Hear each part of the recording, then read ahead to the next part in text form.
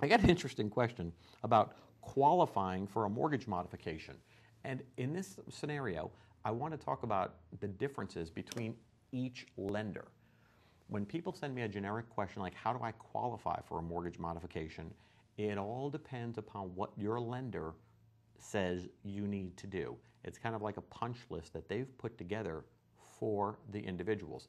Now, it's going to depend on whether your loan is owned by a bank, whether the bank is just servicing the loan, whether it's owned by Fannie Mae, Freddie Mac, or the loan is owned by a private investor. It depends on what they want to do to help you and what their protocol is or what their punch list is as to qualifying. Somebody with a Bank of America loan may have one punch list and somebody with a Fannie Mae may have another punch list.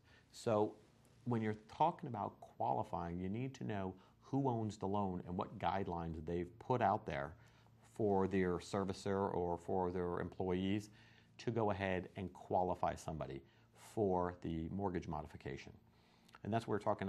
Last week I was rambling on about the 90-day requirement that somebody has to fall behind at least 90 days in order to be eligible for a mortgage modification. I think that's crazy. But again, that's on some of the lenders' punch list. So if it is, I've had a lot of people say, Garmin, I just stopped paying because they told me to. They actually told me to stop paying so this way they'll work with me.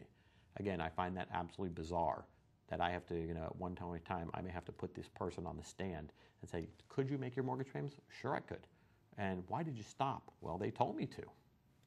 They told me the only way I was going to get a mortgage modification is that if I stopped paying my mortgage. Okay, so what'd you do? I stopped paying. I understand that. To me, again, it's kind of crazy, but